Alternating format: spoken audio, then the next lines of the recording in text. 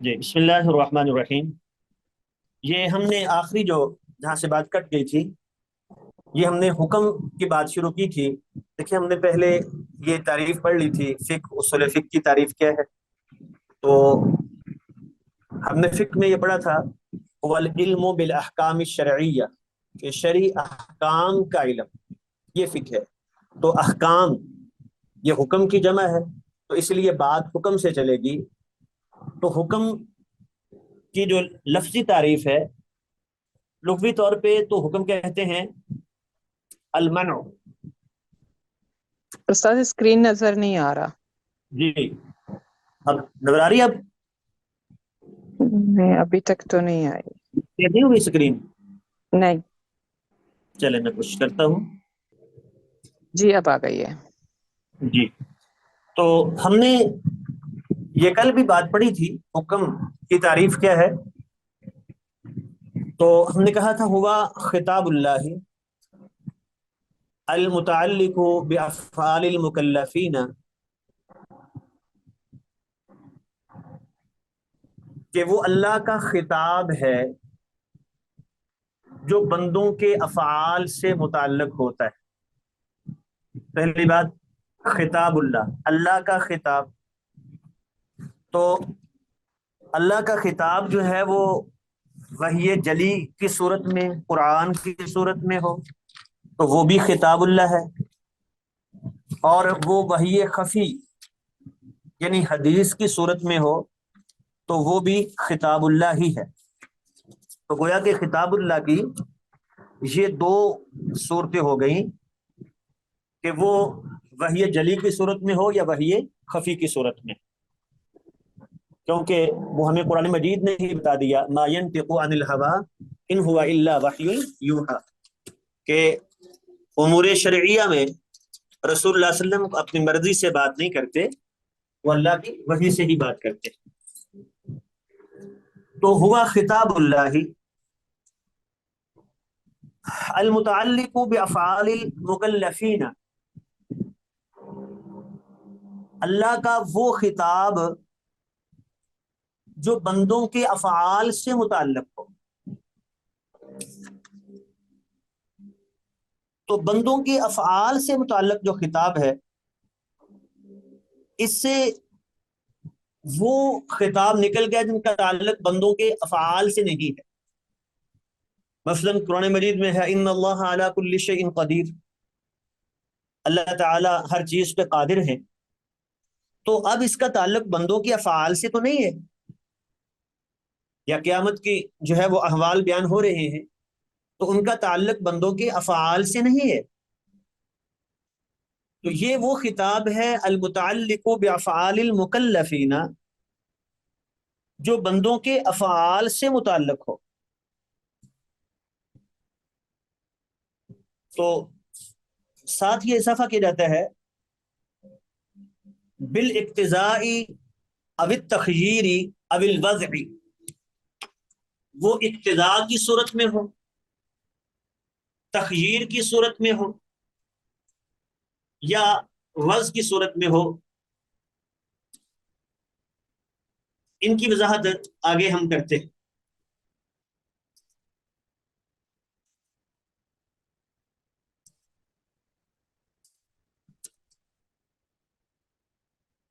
جی، تو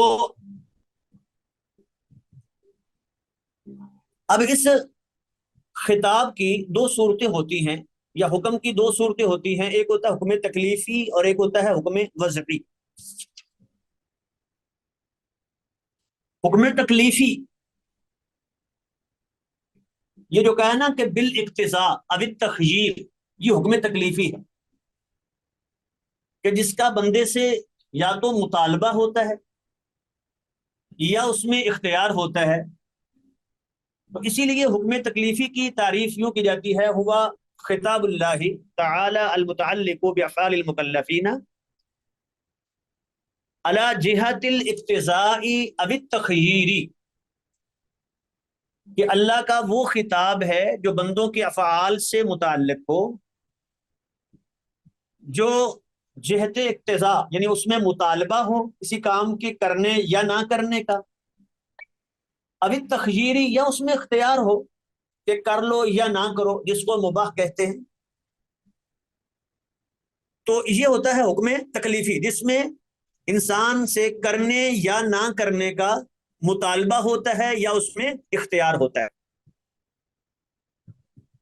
اور دوسرا ہے حکم وضعی، تو اس کی تعریف یہ ہے کہ ما وضعہ الشارع من اسباب مشروط و موانع، کہ شریعت نے اس کو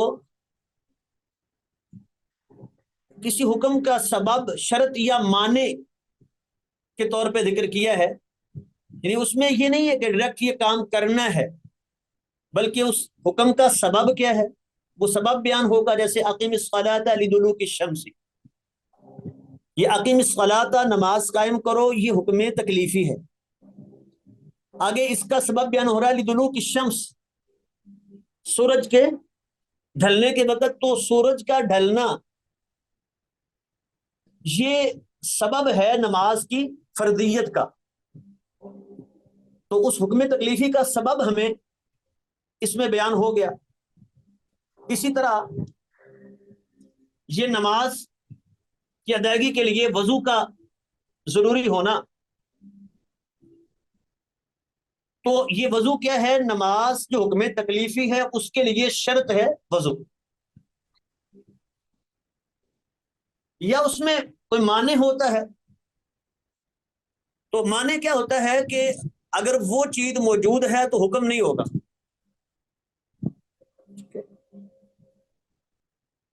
اگر وہ چیز موجود ہے تو حکم نہیں ہوگا، اسے معنی کہتے ہیں۔ اس کی مزید تفصیل آگے آئے گی۔ تو جس میں سبب، شرط یا معنی بیان ہو اسے حکم وضعی کہتے ہیں۔ تو دونوں میں فرق جو ہے مزید سمجھنے کے لیے حکم تکلیفی اور وضعی میں، وہ یہ ہے کہ حکم تکلیفی میں ہے کہ انسان سے تقاضا ہے کہ وہ ایک کام کرے یا نہ کرے، کرنے کا حکم یا نہ کرنے کا حکم، یا اس میں اختیار۔ جبکہ حکم وضعی میں یہ تقاضا نہیں ہو، بلکہ اس حکم کا سبب، شرط یا معنی وہ بیان ہوتی ہے، ڈائریکٹ کرنے کا تقاضا حکم وضعی میں نہیں ہوتا یا نہ کرنے کا۔ اور دوسرا یہ ہے کہ حکم تکلیفی ہمیشہ انسان کی طاقت میں ہوتا ہے، کیونکہ حکم ہوتا ہی تب ہے نا جب انسان اس کی طاقت رکھتا ہے۔ اگر انسان کی طاقت نہیں ہے تو پھر وہ حکم اس کے لیے ہوگا ہی نہیں۔ اس میں یہ لازمی نہیں ہے کہ وہ انسان کے طاقت میں ہو، کیونکہ کبھی ممکن ہے کہ وہ سبب ہے، وہ شرط۔ ہم بات کر رہے تھے کہ حکم تکلیفی اور حکم وضعی میں فرق کیا ہے۔ ایک تو یہ ہے کہ حکم تکلیفی جو ہے وہ انسان کی ہمیشہ طاقت میں ہوتا ہے، کیونکہ اگر اس کی طاقت میں نہیں ہے تو پھر ادا ہو نہیں سکتا۔ اور وضعی جو ہے وہ کبھی اس کی قدرت میں ہوتا ہے، کبھی نہیں ہوتا۔ جو قدرت میں ہو اس کی مثال یہ ہے، یہ چوری کرنا سبب ہے ہاتھ کٹنے کا، یہ اس کی قدرت میں ہے، خود کرے گا تو اس کو یہ سزا ملے گی۔ بدکاری اس کے بس میں ہے، کرے گا تو اس کو سزا ملے گی۔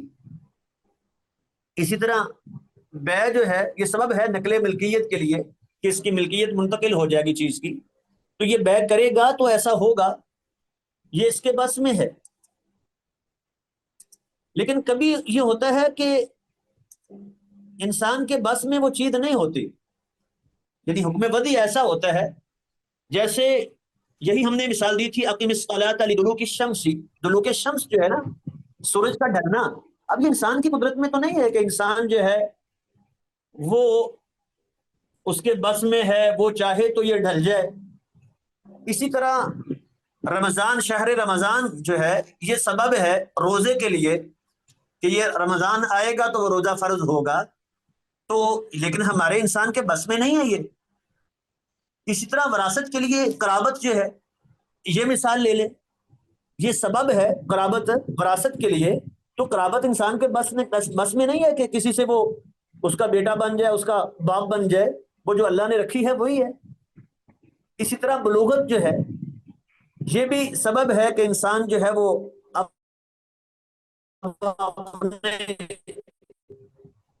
تو یہ اس کے بس میں نہیں ہے کہ وہ خود بالغ ہو جائے کہ میرا دل کرتا ہے تو میں جلدی ہو جاؤں، ایسا نہیں ہے۔ تو یہ فرق ہے حکم وضعی اور حکم تکلیفی میں، کہ حکم وضعی جو ہے وہ کبھی انسان کے بس میں ہوتا ہے کبھی نہیں ہوتا، لیکن حکم تکلیفی جو ہے وہ انسان کے بس میں ہوتا ہے۔ اور دوسرا حکم تکلیفی میں تقاضا ہوتا ہے کرنے یا نہ کرنے کا، یا اختیار ہوتا ہے، جبکہ حکم وضعی میں وہ حکم کے ساتھ اس کا سبب، شرط یا معنی بیان ہوتے ہیں، اس کا تقاضا کرنے کا یا نہ کرنے کا یا اختیار کی بحث اس میں نہیں ہوتی۔ تو حکم تکلیفی اور حکم وضعی کے بعد حکم تکلیفی کی جو آگے اقسام ہیں، تو اس کی 5 قسمیں معروف ہیں حکم تکلیفی کی۔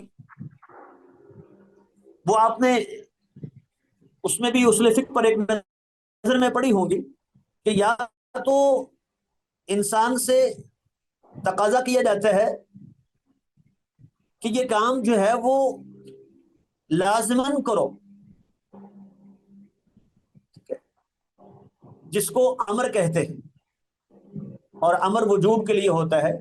تو کسی کام کے کرنے کا حکم ہو بطریق اللزوم، تو یہ ایک قسم ہے جس کو فرض یا واجب کہہ دیا جاتا ہے۔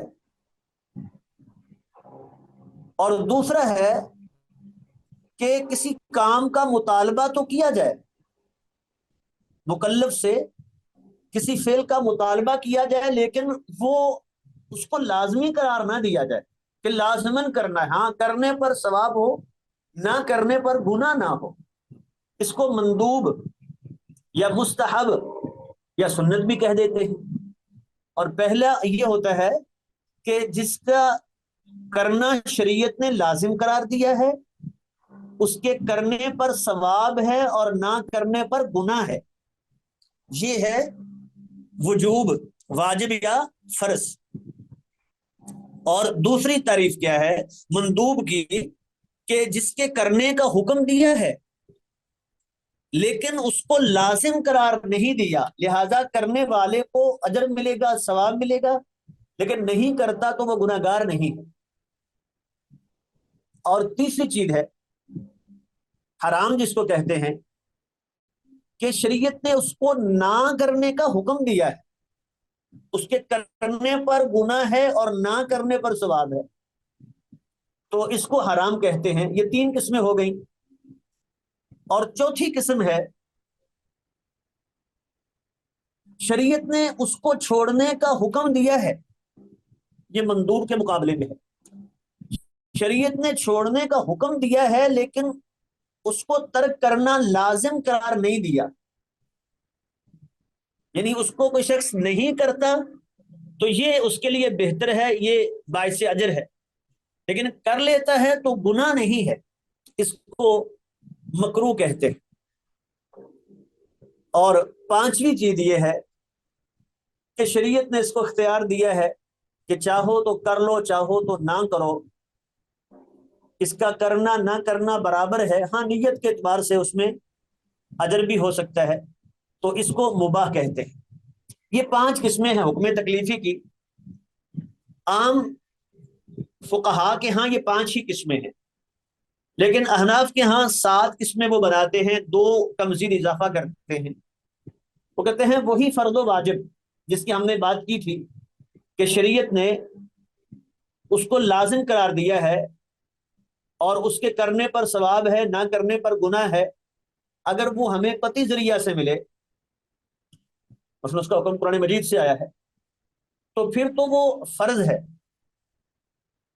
اور اگر وہ ہمیں ظنی ذریعہ سے ملے تو پھر وہ واجب ہے، پھر وہ فرض نہیں کہلائے گا۔ اسی طرح یہ حرام اگر قطعی ذریعہ سے آئے تو وہ اس کو حرام کہیں گے، اور اگر ضمنی ذریعہ سے آئے تو پھر اس کو مکروہ تحریمی کہیں گے۔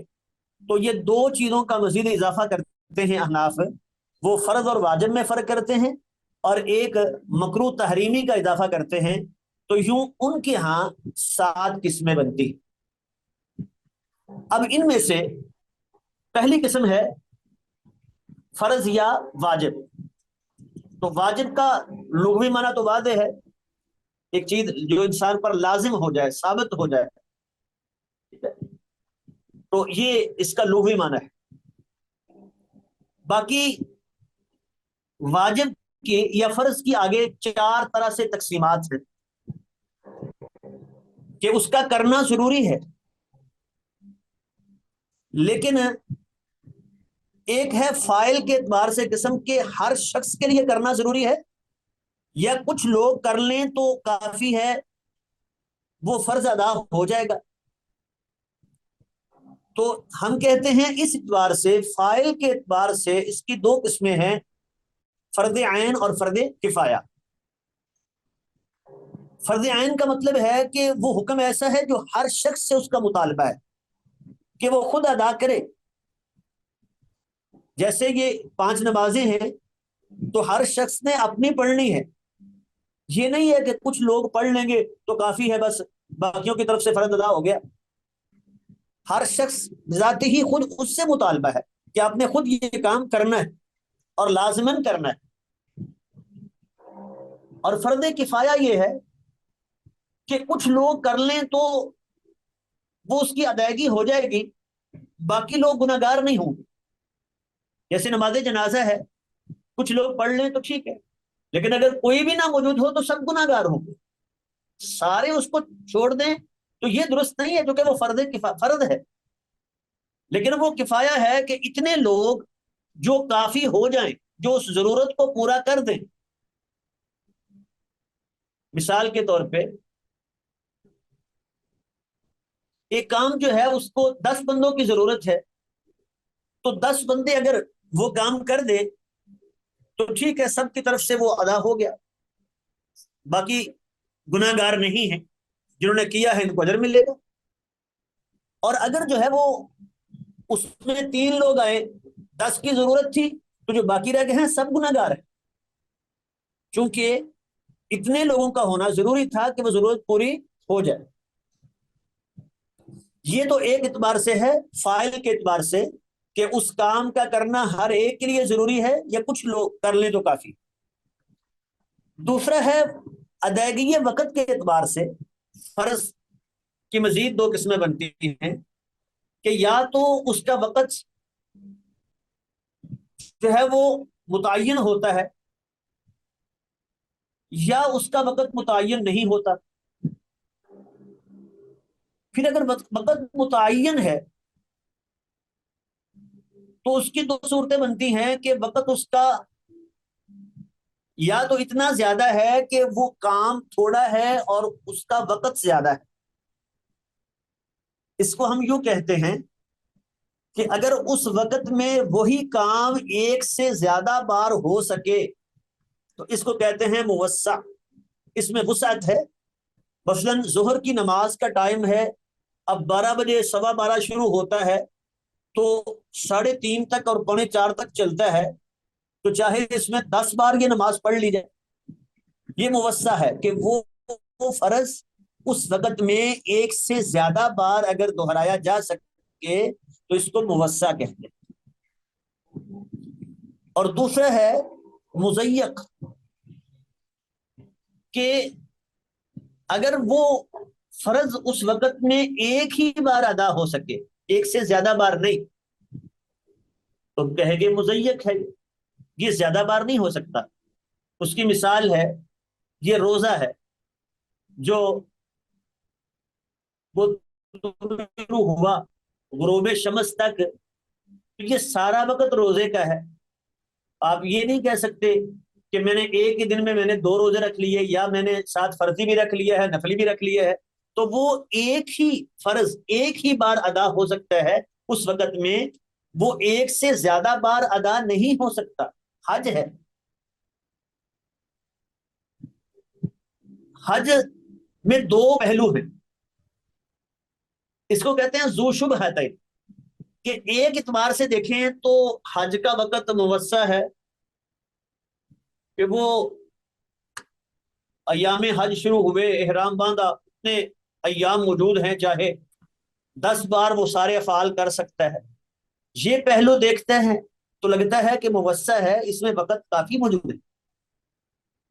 لیکن اگر یہ دوسرا پہلو دیکھتے ہیں کہ اس میں جو وقوف عرفہ ہے وہ تو صرف مخصوص ایک ہی دن میں ہے، دوبارہ تو نہیں کر سکتے، یا ایک دن میں کہیں کہ 2 بار میرا وقوف ہو گیا، 2 میرے حج شمار ہو جائیں، ایسا تو نہیں ہوگا. تو اس اعتبار سے دیکھتے ہیں کہ وہ مضیق نظر آتا ہے. تو جو ایک اعتبار سے اس میں وقت میں وسعت نظر آتی ہو اور دوسرے اعتبار سے دیکھیں تو اس میں وہ وسعت نظر نہ آتی ہو بلکہ وہ کام ایک سے زیادہ بار نہ ہو سکے، تو اس کو کہتے ہیں ذو شبہتین. اس میں دو شبہ ہے، دو پہلو ہیں، ایک پہلو میں موسع ہے اور ایک پہلو میں مضیق ہے. تو یہ دو تقسیمات ہو گئی. ایک ہے فائل کے اعتبار سے کہ جس سے ادائیگی کا مطالبہ ہے وہ فائل ہر ایک سے فرض ہے، مطلوب ہے، یا کچھ لوگوں سے مطلوب ہے. اور دوسرا ہے وقت کے اعتبار سے کہ اس کا وقت وہ موسع ہے یا مضیق ہے. اور تیسری قسم ہے معین یا مبہم، کہ خاص کوئی عمل مطلوب ہے کہ یہی کرنا ہے اور کوئی نہیں، معین ہے، کسی ایک کو متعین نہیں کیا، انسان کو اختیار دیا ہے کہ 2 3 میں سے جو مرضی کر لو. تو اگر تو وہ خاص متعین حکم دیا ہے کہ یہی کام کرنا ہے، اس کے علاوہ اور کوئی اس کی جگہ پر اس کے قائم مقام نہیں ہو سکتا، اس کو کہتے ہیں واجب معین. مطلوب جو فعل ہے وہ معین ہے، جیسے نماز پڑھنا ہے. آپ کہیں کہ میں نماز تو نہیں پڑھوں گا، میں اس کی جگہ پر 1 لاکھ روپیہ اللہ کے راہ میں دے دیتا ہوں، تو نہیں، یہ فرض ادا نہیں ہوگا. روزہ معین ہے، روزہ ہی رکھنا ہے، اس کی جگہ پر جو ہے وہ اور ہم جتنی باتیں کر لیں وہ اس کے قائم کام نہیں ہو سکتی. حج ہے، معین عبادت ہے. یہاں لوگ کہتے ہیں کہ جی حج پہ جانا ہے، فقراء کو دے دیں، غریبوں کو دے دیں. وہ ٹھیک ہے، وہ اپنی نیکی ہے، لیکن اس سے حج تو نہیں ہوگا. حج کا یہ فرضیت، یہ تبھی ادا ہوگی جب وہی عبادت وہ حج ہی کرے گا. اور دوسرا پہلو یہ ہوتا ہے کہ اس کو متعین نہیں کیا بلکہ انسان کو اختیار دیا ہے کہ 2 3 4 چیزیں ہیں، اس میں سے جو مرضی کر لو. جیسے وہ کفارے کی بات ہے کہ اس میں چاہے تو وہ گردن آزاد کر دے، کھانا کھلا دے، یا روزہ رکھ لے، تو اس کو اختیار ہے. اس میں کوئی ایک خاص چیز اس کے لیے متعین نہیں کی. اور چوتھی چیز ہے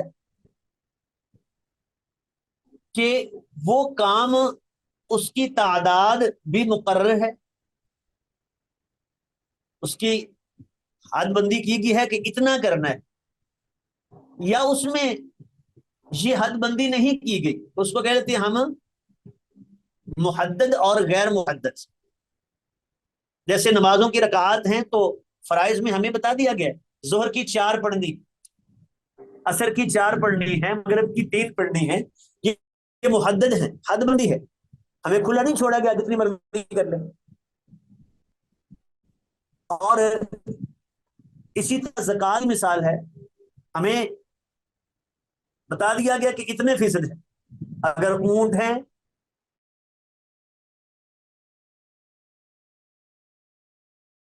فرض یہی ہے، جس کا مطالبہ ہے وہ اتنا ہے مجھ سے. ایسے ہی زیورات ہیں، سونا چاندی ہے، تو متعین ہے اتنے فیصد ہے جی. پیسے ہیں 2.5% کے اعتبار سے زکات ہے، یہ مجھ سے مطالبہ ہے، اوپر میں 20% دوں، میں 50% دوں، وہ میری مرضی ہے. اور غیر محدد وہی ہوتا ہے کہ جس میں یہ ہر متعین نہیں ہوتی. جیسے اللہ کے راہ میں خرچ کرنا ہے، نفلی طور پہ جتنا مرضی کریں، وہ 1000 کرے یا 10,000 کرے یا لاکھ کرے، اس میں کوئی شریعت کی طرف سے اس سے مطالبہ نہیں ہے کہ لازماً اتنا ہی کرنا ہے۔ وَتَعَاوَنُوا عَلَى الْبِرِّ وَالتَّقْوَىٰ، نیکی کے کاموں میں لوگوں سے تعاون کرو، کتنا؟ تو اس میں حد بندی نہیں ہو سکتی، جتنا انسان کر سکتا ہے، جتنا کر لے گا اس کے لیے اجر ہے بس۔ تو یہ ہے فرض یا واجب کی یہ 4 قسمیں۔ ایک ہے وہ معین اور غیر کہ متعین کیا ہے کہ یہی کام، یا اس کو اختیار دیا ہے 3 4 میں جو مرضی کر لو۔ ایک یہ ہے فرض عین ہے یا فرض کفایہ ہے کہ ہر ایک سے مطلوب ہے، یا چند لوگ کر لیں تو کافی ہو جائے گا۔ اور تیسرا ہے کہ اس کا وقت کی ادائیگی کے اعتبار سے اس کا وقت وہ زیادہ ہے یا وقت اتنا ہی ہے جتنا وہ کام ہے۔ اگر وقت اتنا ہی ہے یہ کہتے ہیں، اور جتنا وہ کام ہے اگر وقت اس سے زیادہ ہے تو اس کو موسع کہتے ہیں۔ اگر 2 پہلو ہوں، ایک پہلو سے وقت زیادہ ہے اور ایک پہلو سے وقت اتنا ہی ہے تو اس کو ذو شبہتین کہتے ہیں۔ تو یہ 4 قسمیں ہو گئی، یہ واجب یا فرض کی۔ آگے دوسری قسم حکم تکلیفی کی دوسری قسم دیکھیں، ہم نے پیچھے پڑھا تھا حکم تکلیفی کی 5 قسمیں ہیں، فرض یا واجب، اور دوسرا ہے حرام، تیسرا ہے مندوب یا مستحب، اور چوتھا مکروہ، اور 5واں ہے مباح۔ تو ابھی ہم نے ایک قسم پڑھی ہے وہ فرض یا واجب، اس میں احناف کا فرق تھا کہ وہ فرض اور واجب میں فرق کرتے ہیں۔ تو اس واجب کی آگے پھر ہم نے 4 قسمیں پڑھی، وقت کی ادائیگی کے اعتبار سے اس کی کتنی قسم، تعیین اور عدم تعیین کے اعتبار سے قسمیں کیا ہیں، اس کی مقدار کا تعین ہے یا نہیں اس اعتبار سے، اور وقت کے اعتبار سے کتنی قسمیں ہیں، یہ 4 قسمیں ہم نے پڑھی۔ اس کے بعد ہے جی مندوب۔ یہ لفظ مندوب جو ہے یہ ندب سے ہے، اسم مفعول کا صیغہ ہے، جس کا معنی ہوتا ہے فعل کی طرف، کام کی طرف بلانا۔ اور اصطلاحی طور پہ اس کی تعریف یہ ہے کہ شریعت نے جس کے کرنے کا مطالبہ کیا ہو اس کے کرنے پر ثواب ہو، لیکن نہ کرنے پر گناہ نہ ہو۔ شریعت نے اس کے کرنے کا مطالبہ کیا ہے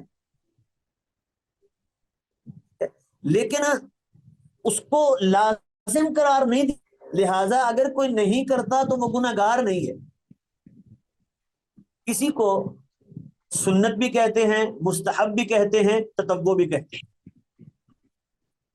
ٹھیک ہے۔ بعض اوقات حکم ہوتا ہے لیکن وہ اس سے لازمی تقاضا نہیں ہوتا، جیسے ایتاء ذی القربہ، اللہ قریبیوں کو دینے کا حکم دیتے ہیں، اسی طرح جو ہے وہ اور کئی ایسے احکام ہیں کہ شریعت نے ان کا مطالبہ تو کیا ہے لیکن لازم قرار نہیں دیا کہ لازم کیا جائے۔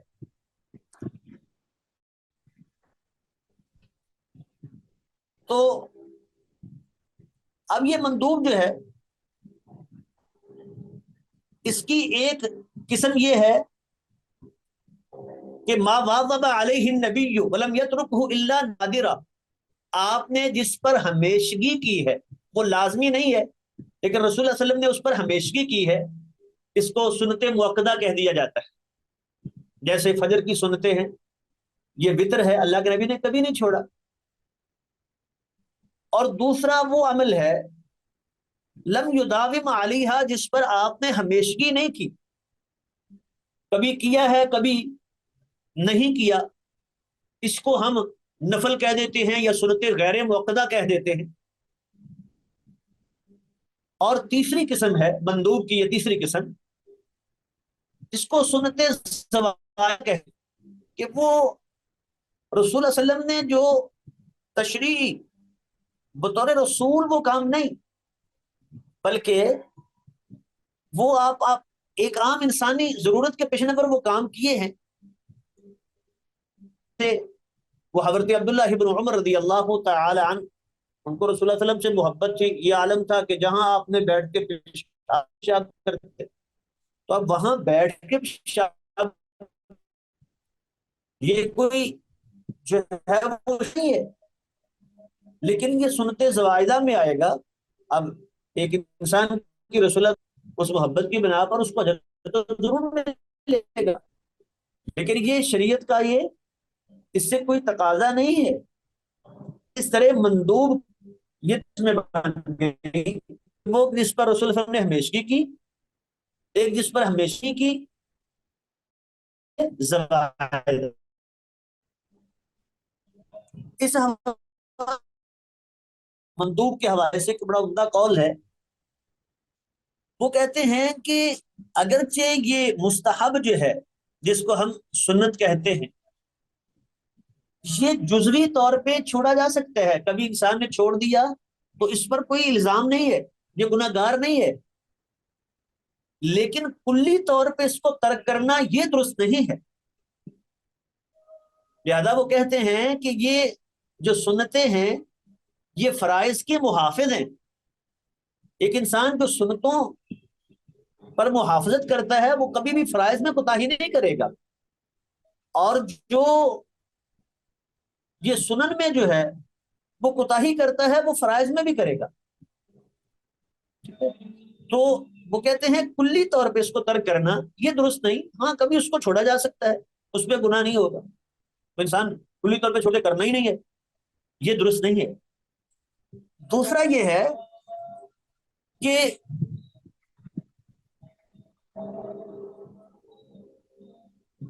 سارے لوگ چھوڑ دیں، یہ بھی درست نہیں ہے. ہاں کچھ کر رہے ہیں کچھ نہیں کر رہے تو ٹھیک ہے، کبھی اس نے بھی کر لیا، لیکن کلی طور پہ سارے جو ہیں وہ چھوڑ دیں تو یہ بھی درست نہیں. تو یہ دوسری قسم ہو گئی حکم تکلیفی کی مندوب. اب تیسری قسم ہے حکم تکلیفی کی وہ حرام. تو دیکھیں پہلی قسم پھر دہراتے جائیں، ہم نے پڑھا فرض یا واجب، پھر اس کی 4 تقسیمات پڑھی ہیں فرض یا واجب کی، اور اس کے بعد پڑھا مندوب کہ شریعت نے جس کا تقاضا کیا ہے لیکن وہ کرنے کو لازم قرار نہیں دیا، یا یوں کہیں کہ اس کے کرنے پر ثواب ہے لیکن نہ کرنے پر گناہ نہیں ہے. اس کی پھر 3 صورتیں پڑھی ہم نے کہ جس پر رسول اللہ علیہ وسلم نے ہمیشگی کی، ہمیشگی نہیں کی، یا ان کو سنت زوائدہ کہا جاتا ہے، تیسری قسم. اب اس کے بعد یہ تیسری قسم ہے حرام، جس کی تعریف یہ کی جاتی ہے کہ شریعت نے جس کے ترک کرنے کا مطالبہ کیا ہے بطریق اللزوم کہ لازماً ایسا نہ کرو، اس کے نہ کرنے پر ثواب ہے اور کرنے پر گناہ ہے. شریعت نے اس کے ترک کرنے کو لازم قرار دیا ہے، نہیں کرنا یہ کام. اب کوئی کرے گا تو وہ گناہ گار ہوگا، اس نے حرام، کہیں گے حرام کا ارتکاب کیا، اور نہیں کرے گا حرام کو چھوڑے گا تو یہ چیز باعث اجر ہے اس کے لیے. اس کی مثال دیکھ لیں، جیسے بدکاری ہے، زنا. اب شریعت نے اس کو نہ کرنے کا حکم دیا ہے، لازماً نہیں، کوئی کرے گا تو گناہ ہے. اسی طرح چوری جو ہے شریعت نے اس کو نہ کرنے کا حکم دیا ہے، کرے گا تو گنہگار ہے، اور چھوڑ دے کہ میں نے نہیں کرنی، یہ بات اس کے لیے باعث اجر ہوگی.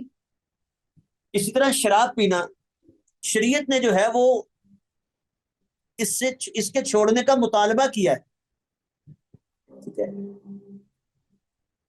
اسی طرح یہ داڑھی موننا شریعت نے اس کو چھوڑنے کا مطالبہ کیا ہے، نہ کرو ایسا. تو اگر کوئی کرے گا تو وہ ہم کہیں گے گنہگار ہے، اس نے گناہ کیا ہے، اللہ کی طرف سے اس کو اس کی سزا ملے گی. تو اسے محظور یا حرام کہتے ہیں. اب حرام کے لیے سیغے کون سے، کتاب و سنت میں کون سے الفاظ استعمال ہوتے ہیں جن سے پتہ چلتا ہے کہ یہ کام حرام ہے، یہ بالکل نہیں کر سکتے، یہاں سے ہم انشاءاللہ اگلے سبق میں شروع کریں گے۔ اب نماز کا ٹائم ہے تو انشاءاللہ اب اگلے ہفتے پڑھیں گے۔ السلام علیکم ورحمۃ اللہ وبرکاتہ۔